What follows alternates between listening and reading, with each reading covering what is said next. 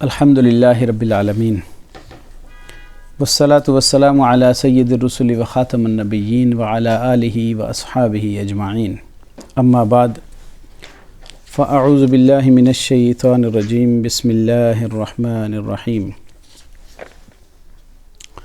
یا ایہا الذین آمنوا کتب علیکم الصیام کما کتب علی الذین من قبلکم لعلکم تتقون صدق اللہ العظیم۔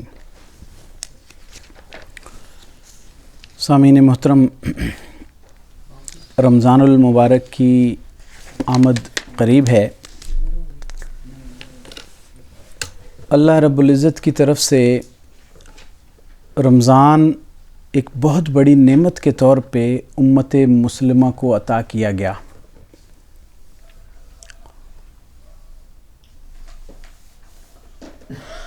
بعض کتابوں سے یہ معلوم ہوتا ہے کہ صحابہ کرام اس طلب میں 6 مہینے رہتے تھے کہ اللہ تعالی ہمیں رمضان نصیب کرے، رمضان کے نصیب کرنے کی طلب میں رہتے تھے۔ اور رسول اللہ صلی اللہ علیہ وسلم نے دعائیں ایسی کی جو 3 ماہ پہلے شروع ہوئیں، جس میں رجب اور شعبان کا تذکرہ آتا ہے، اور پھر رمضان تک خیریت سے پہنچنے کی بات آتی ہے۔ اور آفٹر رمضان 6 ماہ صحابہ اور اکابرین یہ دعائیں کرتے رہتے تھے کہ یا اللہ رمضان میں جو کچھ ہم نے کیا ہے تو اس کو قبول کر لے، اس طلب میں، اور اس کے لیے الگ دعائیں کرتے تھے۔ یہ اتنی بڑی فضیلت کی چیز ہے اور اتنی بڑی انسان کے لیے ایک بلیسنگ اور نعمت کے طور پہ اللہ رب العزت نے عطا فرمائی ہے۔ اللہ رب العزت نے قرآن مجید میں اس کے مسائل کو بھی بیان فرمایا، اس کے فضائل کو بھی بیان فرمایا۔ رسول اللہ صلی اللہ علیہ وسلم کا معمول ہوتا تھا کہ جب شعبان کا مہینہ آتا تھا تو آپ روزے کی تیاری کے اندر گویا مصروف ہو جاتے تھے۔ شعبان میں روزے رکھنا شروع کر دیتے تھے۔ رمضان سے کچھ دن پہلے لوگوں کو رمضان کے مسائل بتانا شروع کر دیتے تھے، اور رمضان کے مسائل کے لیے گویا شعبان میں تیاری کی جاتی تھی اور لوگوں کا مائنڈ پریپیئر کیا جاتا تھا۔ چنانچہ ایک تفصیلی خطبہ ملتا ہے جس میں رسول اللہ صلی اللہ علیہ وسلم نے شعبان کی آخری تاریخوں میں لوگوں کو جمع کیا اور رمضان کے فضائل کا ذکر فرمایا کہ اس میں آپ کو رمضان کے اندر کیا فضیلت ہے اور اس کا کیا مقام اور کیا مرتبہ ہے۔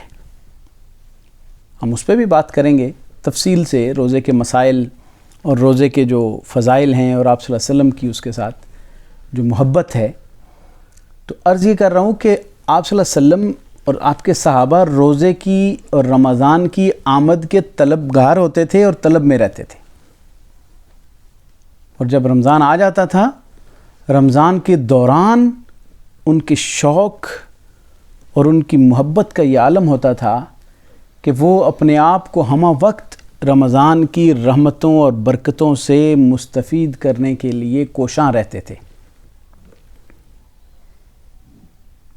رسول اللہ صلی اللہ علیہ وسلم نے تو رمضان کی رحمتوں سے محروم ہو جانے والے کے لیے اور مغفرت نہ کروانے والے کے لیے جبرائیل امین کی بددعا پر آمین فرمائی کہ جس نے رمضان پایا اور اپنی مغفرت نہ کروا سکا تو وہ ہلاک ہو جائے۔ آپ علیہ الصلوۃ والسلام نے فرمایا آمین۔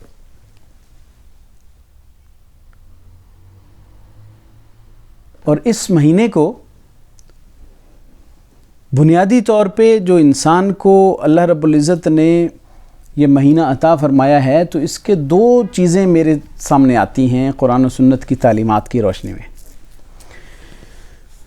ایک انسان کا تقوی جو ابھی ہم اس آیت میں ڈسکس کریں گے، اور دوسرا انسان کے اندر ہمدردی کا جذبہ پیدا کرنا۔ اسی لیے اس مہینے کو الشہر المواسات قرار دیا کہ یہ ہمدردی کا مہینہ ہے، ایک دوسرے سے ہمدردی کا مہینہ ہے۔ جب انسان کو بھوک لگتی ہے اور پیاس لگتی ہے تو اس بھوک اور پیاس میں اس کو بھوکے اور پیاسے کی تکلیف کا احساس ہو سکتا ہے، ورنہ نہیں ہو سکتا۔ جب یہ ذرا لمبے دن ہوتے ہیں، ہم روزے سے ہوتے ہیں، اور عصر کے بعد کی جو کیفیت ہوتی ہے انسان پہ، جب شدید گرمی کے دن تھے اس میں اور زیادہ اندازہ ہوا اس بات کا کہ شدید پیاس لگی ہوتی ہے، بھوک لگی ہوتی ہے، انسان کو نڈھالی ہو رہی ہوتی ہے، تو اس سے یہ اندازہ ہوتا ہے کہ جو بھوک لگنے والی تکلیف ہے وہ کیسی ہے۔ اسی لیے رمضان کے اندر جو فضائل ذکر کیے گئے، جو اس کے مختلف اس کے امور اور اس کی عبادات ذکر کی گئی، اس میں لوگوں کو دینا، کھلانا، صدقہ، فدیہ، لوگوں کو ڈیلیور کرنا بہت زیادہ غالب ہے۔ یہ بات سمجھ رہے ہیں آپ؟ کہ اگر آپ دیکھتے ہیں، آپ صلی اللہ علیہ وسلم نے فرمایا کہ جس نے ایک روزے دار کو گھونٹ پانی بھی پلایا تو اس کو روزے کا اجر و ثواب۔ بھئی اگر روزہ نہیں رکھ سکتے تو آگے ہم بات کریں گے فدیہ کی، تو فدیہ دے دو، اس میں بھی کسی کی ہیلپ ہو رہی ہے۔ جب رمضان کمپلیٹ ہونے پہ آتا ہے تو صدقۃ الفطر دینا ہے بھائی اپنے اس روزے کی شکر گزاری میں، اور وہ بھی لوگوں کی ہیلپ ہو رہی ہے۔ کسی سے روزہ ٹوٹ گیا، توڑ بیٹھا، تو ذرا سزا زیادہ سخت کر کے 60 مسکینوں کو کھانا کھلانے کی بات، آپ غور کر رہے ہیں اس بات پہ کہ انسان کی انسان سے انٹریکشن کو بڑھا دیا، اور ایک دوسرے کے ساتھ کوآپریشن اور ایک دوسرے کے ساتھ تعاون کو پروموٹ کیا جا رہا ہے اس کے اندر، تاکہ ہمدردی انسان کی انسان کے ساتھ وہ بہت زیادہ اگلے لیول پہ چلی جائے۔ کیونکہ یہ مقصود ہے اللہ رب العزت کا کہ انسان جب آپس میں رہ رہے ہیں تو ان کے آپس میں تعلقات ایسے ہونے چاہیے کہ جو کوآپریشن، تعاون، ہمدردی اور مواسات کی بنیاد پہ آگے چلیں۔ اللہ تعالیٰ اپنے فرشتوں کے اندر بیٹھ کے یہ فخر کرتا ہوگا رمضان میں جب ایک دوسرے کی ہمدردی کا جذبہ پیدا ہوتا ہے اور ایک دوسرے کے ساتھ تعلقات ڈیولپ ہو رہے ہوتے ہیں، کہ تم نے تو کہا تھا کہ یہ لڑتے ہی رہیں گے ہیں، لیکن دیکھو ایک دوسرے کے ساتھ کیسی ہمدردی کر رہے ہیں۔ یہ ہے میری تخلیق جو انسان کی شکل میں نے زمین پہ بھیجی بنا کے۔ رمضان کے اندر انسان کی وہ عظمت، وہ بلندی اس کو اللہ تعالیٰ نصیب فرماتا ہے۔ تو بہرحال رمضان کے مسائل اور فضائل پہ بات رہے گی۔ آج کی تلاوت کردہ آیت اور اس سے آگے کی آیات کے اندر کچھ مسائل ہیں، ان کا تذکرہ کرتے ہیں۔ اللہ رب العزت نے ارشاد فرمایا، یا ایھا الذین آمنوا، اے ایمان والو، کتب علیکم الصیام، تم پر روزے فرض کیے گئے ہیں، روزے فرض کیے گئے ہیں، کما کتب علی الذین من قبلکم، جیسا کہ تم سے پہلی قوموں پر فرض کیے گئے تھے، یعنی صرف آپ پہ نہیں فرض کیے گئے۔ یہ رکوع کھول لیں صفحہ نمبر 32 پہ اور 33 پہ، آپ اس کو کھولیں کہ صرف آپ پہ فرض نہیں کیے گئے، پہلے لوگوں پر بھی فرض کیے گئے تھے۔ کہیں آپ یہ نہ سمجھو کہ ہمیں ہی صرف اس مشقت میں مبتلا کر دیا گیا ہے، یہ تو پہلے لوگوں کے لیے بھی فرض کیے گئے تھے۔ اور اس کا جو مقصود ہے، جو مطلوب ہے، وہ کیا ہے؟ لعلکم تتقون، تاکہ تم متقی بن جاؤ، تاکہ تم پرہیزگار بن جاؤ۔ تقوی پیدا کرنا مقصد ہے۔ تقوی پیدا کرنا کیوں مقصد ہے؟ کیونکہ قرآن مجید میں اللہ نے فرمایا ہے کہ کامیابی صرف متقین کے لیے ہے۔ ان للمتقین مفازہ، متقین کے لیے کامیابی ہے، جو تقوی اختیار کرتے ہیں ان کے لیے کامیابی ہے۔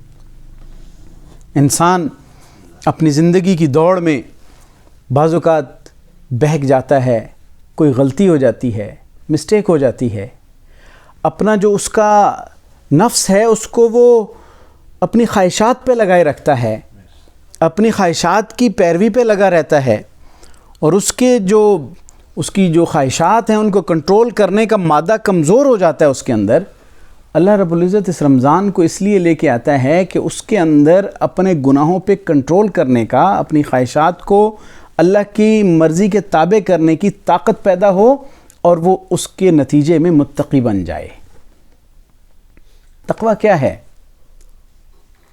حضرت عمر فاروق رضی اللہ تعالیٰ عنہ نے حضرت کعب الاحبار رحمۃ اللہ علیہ سے سوال کیا کہ تقوی کسے کہتے ہیں؟ انہوں نے جواب دیا کہ آپ کبھی کسی کانٹے دار جھاڑیوں والے رستے سے گزرے ہیں؟ انہوں نے کہا ہاں جی گزرا ہوں۔ کیسے گزرے اس رستے سے؟ فرمایا اپنے دامن کو سمیٹتے ہوئے کہ کہیں کانٹوں کے اندر میرا دامن الجھ نہ جائے۔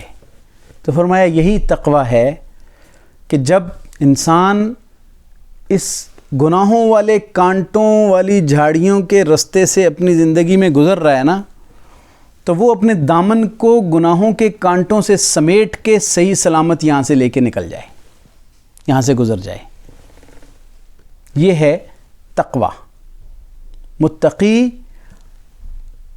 اللہ رب العزت کے ہاں ان اکرمکم عند اللہ اتقاکم، اللہ کے ہاں عزت والا وہ ہے جو متقی ہے۔ اللہ ہماری تمام معاملات کو بنانے والا اور بگاڑنے والا، اور اس کے ہاں عزت پا لینا، مقام اور مرتبہ پا لینا، اس کے بعد انسان کامیابی کے مراحل طے کرتا چلا جاتا ہے۔ متقی شخص کو اللہ کامیاب کرتا ہے، اور تقوی اختیار کر لیا جائے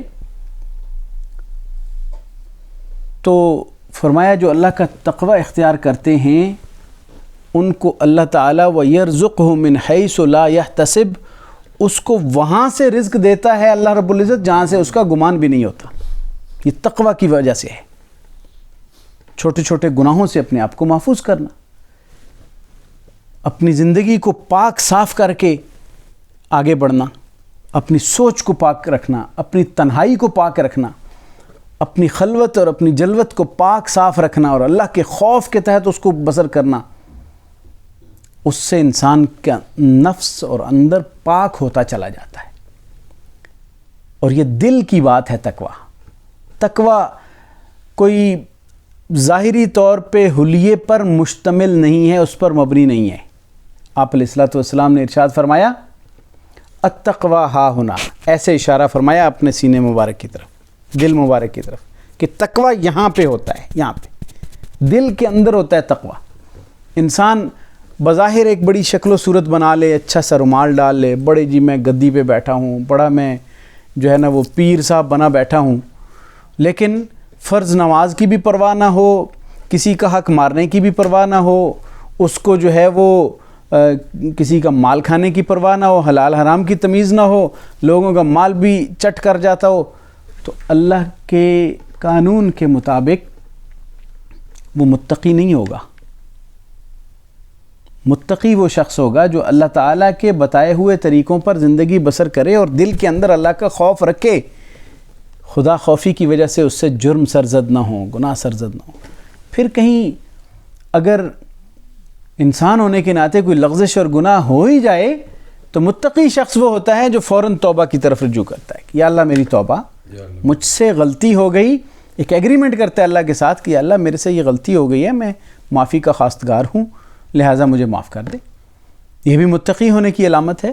متقی کا یہ مطلب نہیں ہے کہ اس سے کبھی غلطی سرزد ہی نہیں ہوگی، وہ انسان ہے، لیکن متقی کا نفس اس کو ملامت کرتا ہے، نفس لوامہ کا مالک ہوتا ہے وہ، کہ اس کے اندر جب خرابی آتی ہے تو اس کا نفس لوامہ اس کو ملامت کرتا ہے کہ تم نے گناہ کیا، لہٰذا تم اللہ تعالیٰ کے سامنے توبہ کرو۔ توبہ کرنے کا فائدہ یہ ہوتا ہے کہ وہ ایک لانگ ٹائم کے لیے اس گناہ سے بچ جاتا ہے، پھر اگر کوئی لغزش ہو جاتی ہے تو پھر توبہ کی طرف رجوع کرے۔ تو یہ ہے تقوی۔ اللہ نے ہمارے جسم پر، ہمارے دلوں کے اندر، ہمارے اعضاء کے ذریعے ہمیں متقی بنانا تھا تو رمضان عطا فرما دیا۔ رمضان کا سب سے بڑا فائدہ کہ متقی ہے۔ کس طرح کہ جب انسان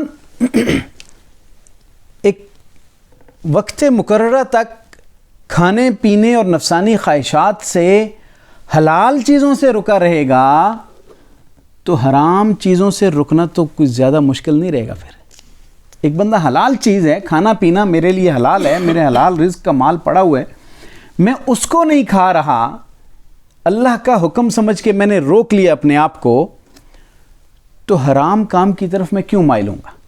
ٹریننگ ہو رہی ہے نا ہماری، ٹریننگ ہو جائے گی کہ میں نے اس چیز سے اللہ کا حکم سمجھ کے بچنا ہے۔ حلال چیز سے اللہ کا حکم ہے کہ یہ اس وقت سے اس وقت تک، صبح سے شام تک جو بھی وقت ہے اس وقت تک بچ جاؤ، رک جاؤ. تو اللہ کا چونکہ حکم ہے اس لیے میں رک گیا.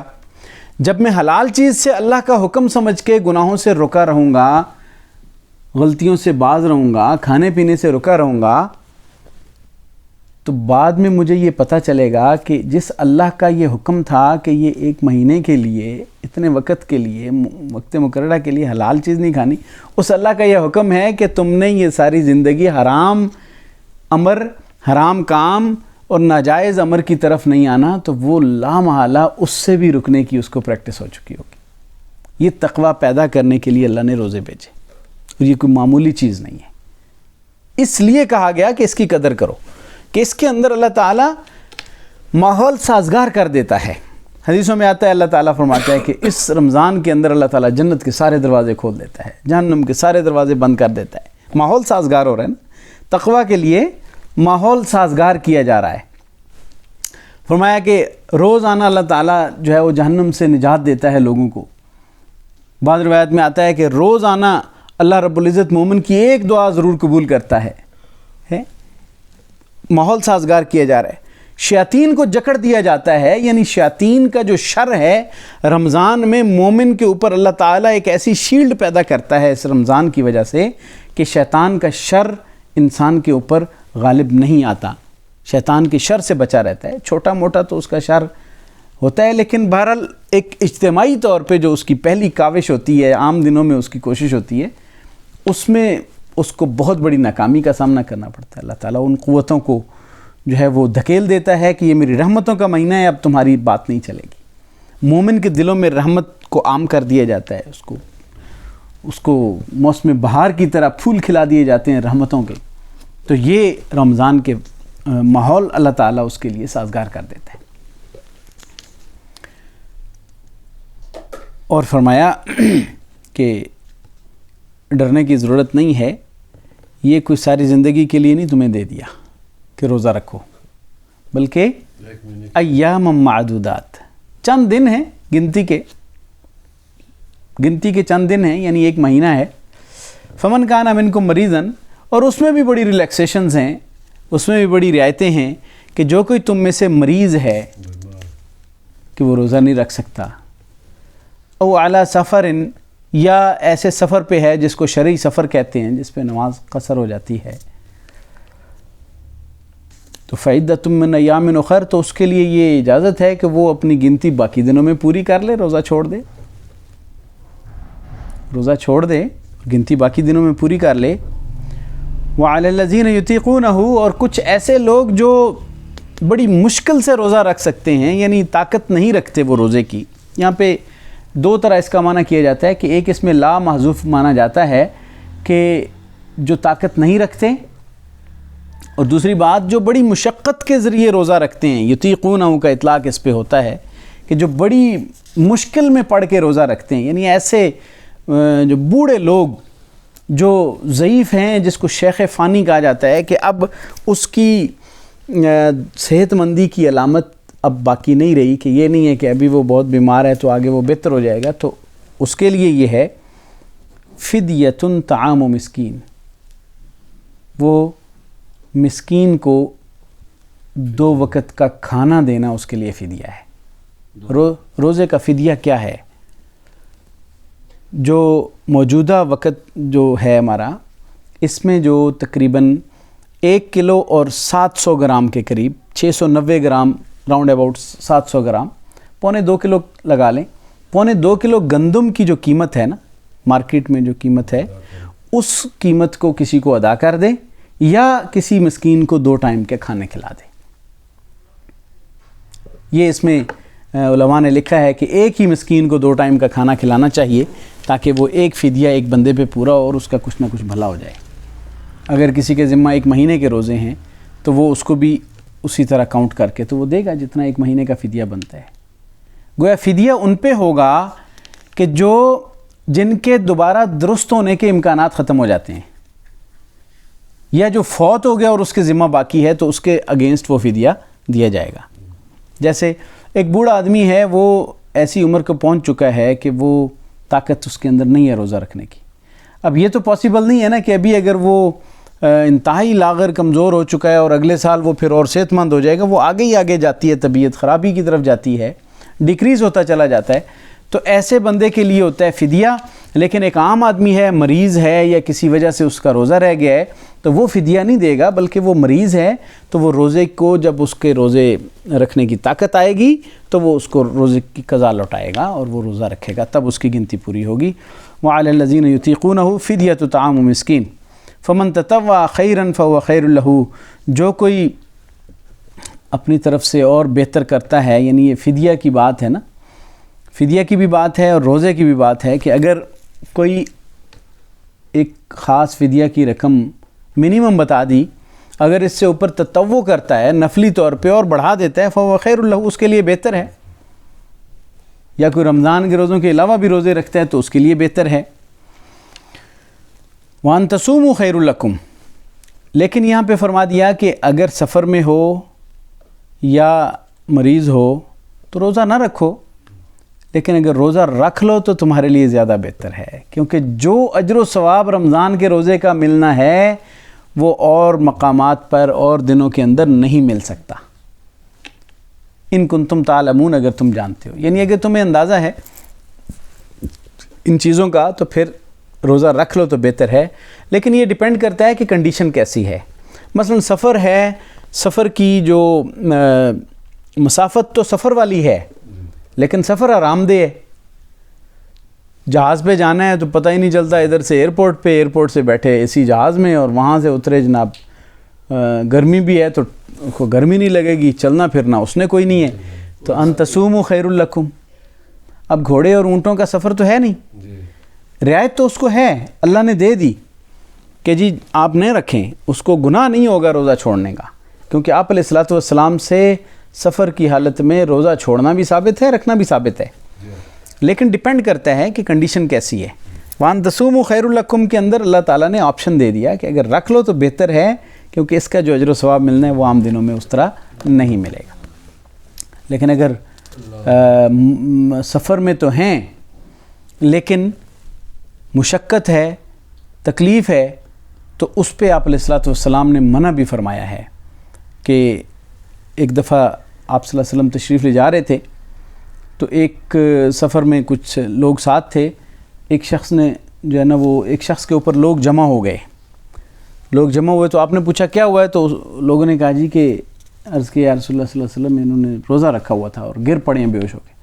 تو آپ نے فرمایا کہ سفر کی حالت میں روزہ رکھنے میں کوئی اجر نہیں ہے، منع فرمایا، تاکہ لوگوں کی حوصلہ شکنی ہو کہ وہ ایسے اپنی طرف سے بڑھ چڑھ کے کر رہے ہیں اور وہاں کا سفر صحرا کا کیسا ہوتا تھا۔ خود آپ صلی اللہ علیہ وسلم نے ایک دفعہ اسی طرح روزہ رکھ لیا اور ایک مقام پہ جب پہنچے تو فرمایا پانی لے کے آؤ، پانی منگوایا، پانی کی وہ چھاگل کو اونچا کیا لوگوں کو تاکہ نظر آئے، اور وہیں پہ آپ صلی اللہ علیہ وسلم نے وہ جو پانی نوش فرمایا، تاکہ لوگوں کو یہ میسج جائے کہ اللہ تعالیٰ تمہیں تکلیف میں مبتلا نہیں کرنا چاہتا، تمہیں اللہ تعالیٰ آسانی دیتا ہے، مشقت میں نہیں ڈالتا۔ آگے وہ بات آ رہی ہے، تو یہ یہاں پہ فرمایا اگر تم روزہ رکھ لو تو بہتر ہے، لیکن اپنی کنڈیشن کے اوپر منحصر ہے۔ یہ تو تھا مختصر بیان، اجمال تھا۔ اب فرمایا اس کی تفصیل بھی سن لو ذرا کہ یہ رمضان روزہ کب رکھنا ہے، مہینہ کون سا ہے، اس کی کیا ڈیٹیل ہے، تو فضائل بھی آگے بیان فرما دیے۔ فرمایا اس کی تفصیل یہ ہے کہ شہر رمضان الذی انزل فیہ القرآن، یعنی رمضان کے مہینے میں روزے رکھنے ہیں آپ نے، یعنی روزہ کب ہے، رمضان کے مہینے میں۔ پہلے جو فرمایا روزے فرض ہیں اس میں مہینے کا ذکر تو نہیں تھا نا، تفصیل بتا دی کہ روزہ تم پہ فرض ہے رمضان کے مہینے میں، رمضان کا مہینہ الذی انزل فیہ القرآن، اور اس مہینے کی فضیلت یہ ہے کہ اس کے اندر اللہ تعالیٰ نے قرآن مجید کو نازل فرمایا۔ قرآن نازل کرنے کا کیا مطلب ہے؟ قرآن تو 23 سال میں نازل ہوتا رہا، لیکن اس سے مراد یہ ہے کہ اس دن قرآن نازل ہونا شروع ہوا، رمضان کے مہینے میں قرآن نازل ہونا شروع ہوا، یعنی 27ویں شب یا جو بھی وہ طاق راتوں میں بتایا جاتا ہے جس کو شب قدر کہا جاتا ہے، وہ رمضان کی رات ہے اور اس میں قرآن کا نزول شروع ہوا، یا بعض روایات میں آتا ہے کہ قرآن مجید لوح محفوظ سے آسمان دنیا پر یک بارگی اس دن نازل ہوا اور پھر آگے اس کا نزول دنیا میں شروع ہوا۔ تو فرمایا کہ یہ مہینہ رمضان کا ہے، اور قرآن جس مہینے میں نازل ہوا اس کی اپنی فضیلت ہے۔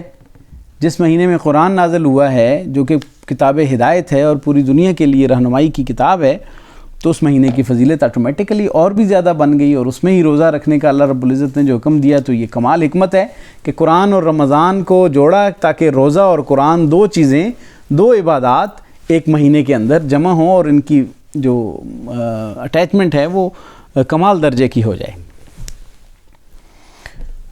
فرمایا فمن شاہد منکم الشہر فلیصمہ، بس جو کوئی بھی تم میں سے کوئی مقیم ہے، جو مقام پہ ہے اور صحت مند ہے، تو وہ اس مہینے کو پاتا ہے تو فلیصمہ، اسے چاہیے کہ وہ روزہ رکھے، اسے چاہیے کہ وہ روزہ رکھے۔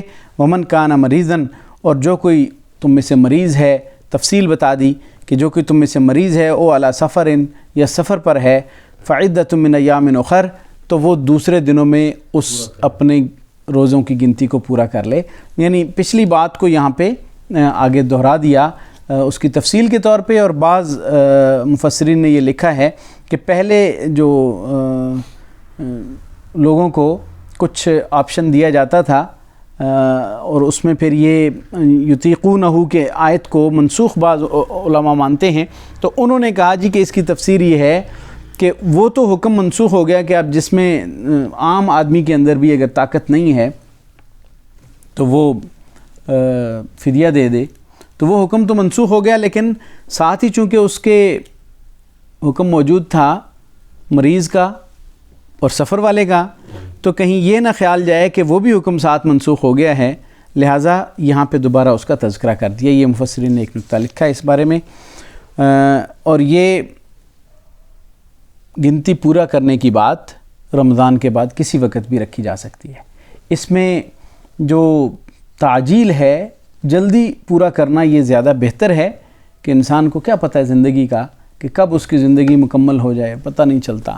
تو رمضان گزر گیا اور کچھ روزے باقی ہیں، تو کوشش میں لگے رہنا چاہیے کہ اگر میرے ذمہ جو روزہ باقی ہے، ایک ہے یا دو ہیں، تو وہ جلد از جلد اس کے اندر مکمل کر لے، لیکن اگر کسی نے تاخیر کر دی اور پھر بھی ادا کر دیا تو پھر بھی ہو جائے گا۔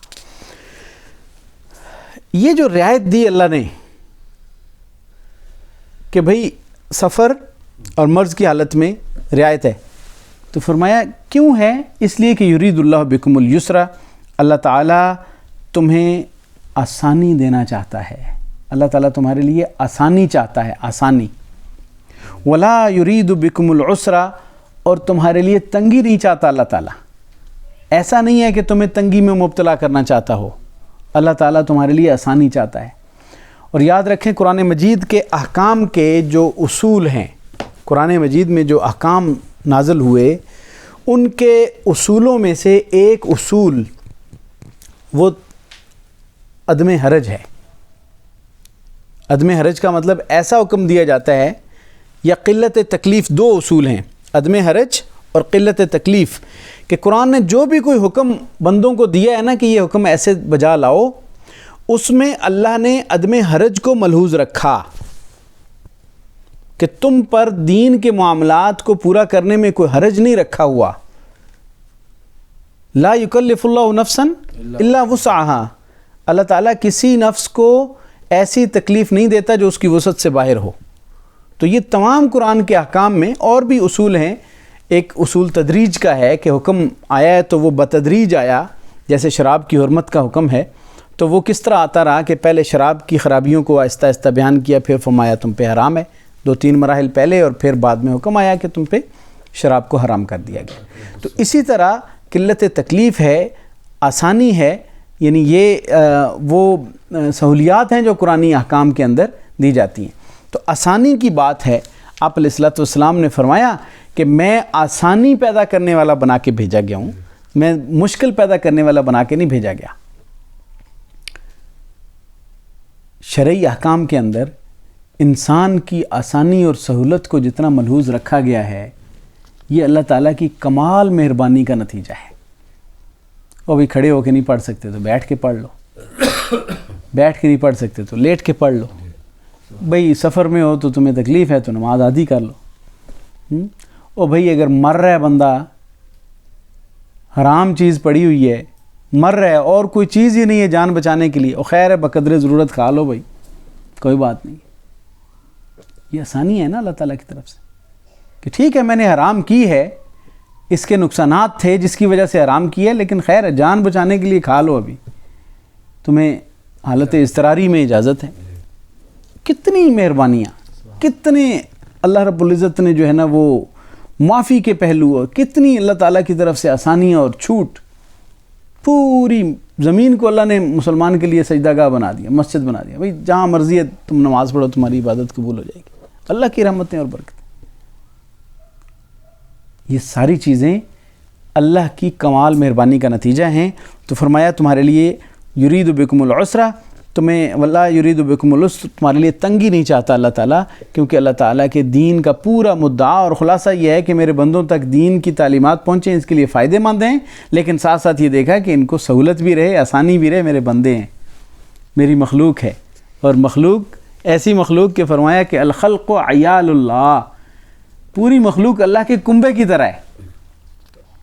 جیسے کوئی اپنے کنبے کو کوئی تکلیف برداشت کرتے ہیں، اللہ تعالیٰ بھی اپنی مخلوق کے لیے، یعنی اس میں کافر بھی شامل ہیں، اس میں مسلمان بھی شامل ہیں.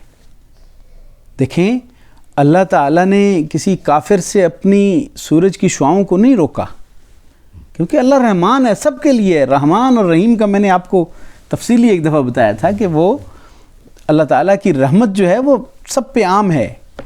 وہ کسی ایک ایسا نہیں ہے کہ وہ کسی اور مذہب کے حامل بندے کو جو ہے وہ اس کی سانس روک لے اور اس پہ آکسیجن روک لے، اس پہ سورج کی شعاع، اس پہ دھوپ روک لے. بلکہ بعض روایات سے پتہ چلتا ہے کہ ان کو اس لیے زیادہ دیا جاتا ہے کہ وہ دنیا میں جو ہے نا وہ دنیا کے اندر مگن ہیں، اور اللہ کے ہاں دنیا کی حیثیت کوئی نہیں ہے. وہ ایک حدیث کا مفہوم ہے نا کہ اگر دنیا کی حیثیت اللہ کے ہاں ایک مچھر کے پر کے برابر بھی ہوتی تو کافر کو ایک گھونٹ پانی بھی نہ ملتا نا. یہ کیوں ہے؟ اس لیے کہ یہ اللہ کی طرف سے اپنی رحمت ہے اپنے بندوں پہ، کہ وہ کافر ہے یا مسلمان ہے، اللہ تعالیٰ سب کو عام اپنی رحمت کے ساتھ زندہ رکھے ہوئے ہے، پیدا کرتا ہے، مارتا ہے، ان کو صحت دی ہوئی ہے، ان کو سہولیات دی ہوئی ہیں، نعمتیں دی ہوئی ہیں. تو اللہ آسانی دیتا ہے. وَلِتُكْمِلُ الْعِدَّةَ، اور یہ دوسری جو اللہ رب العزت نے فرمایا کہ تمہیں روزوں کی تفصیل اس لیے بتائی تاکہ تم اپنی گنتی کو پورا کر لو، تاکہ تم اپنی گنتی کو پورا کرو کہ جو روزے تم پہ فرض ہیں ان کو مکمل کر لو. اور دوسری بات یہ کہ تاکہ تم اللہ تعالیٰ کی بڑائی بیان کرو. یہ رمضان المبارک کے اندر اللہ تعالیٰ کی قدرت اور اللہ تعالیٰ کی بڑائی بیان کرنے کا تمہیں موقع ملے، جو انسان کی کامیابی کا ذریعہ ہے. اور فرمایا کہ وَلَعَلَّكُمْ تَشْكُرُونَ عَلَىٰ مَا هَدَاكُمْ، اللہ کی بڑائی بیان کس بات پہ کرو؟ اس بات پہ کہ اللہ نے تمہیں ہدایت دی ہے، تمہیں رمضان کے روزوں سے نوازا، تمہیں عقیدہ اچھا دیا، تمہیں قرآن کی نعمت سے نوازا، تو اس کی وجہ سے اللہ تعالیٰ کی بڑائی بیان کرو. وَلَعَلَّكُمْ تَشْكُرُونَ، اور تاکہ تم اللہ کے شکر گزار بندے بن جاؤ اور اللہ تعالیٰ کا شکر بجا لاؤ، تاکہ اللہ تعالیٰ نے تمہیں اتنی عظیم نعمت سے نوازا ہے، رمضان سے نوازا ہے. یہاں تک ہماری بات ختم ہوتی ہے. اللہ تعالیٰ ہمیں رمضان المبارک کے فوائد حاصل کرنے کی توفیق عطا فرمائے.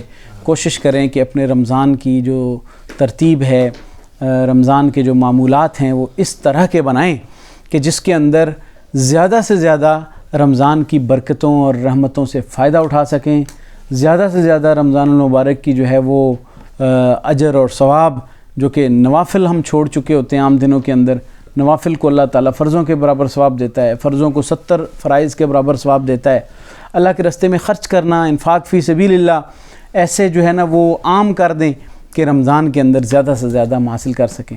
صرف اپنے جو واجبات اور ان چیزوں پہ نہ لگے رہیں کہ واجب مجھ پہ اتنا ہے، اپنی حیثیت کے مطابق واجب سے بڑھ کر بھی دینا شروع کریں. اللہ تعالیٰ عمل کی توفیق عطا فرمائے. وآخر دعوانا الحمدللہ رب العالمین.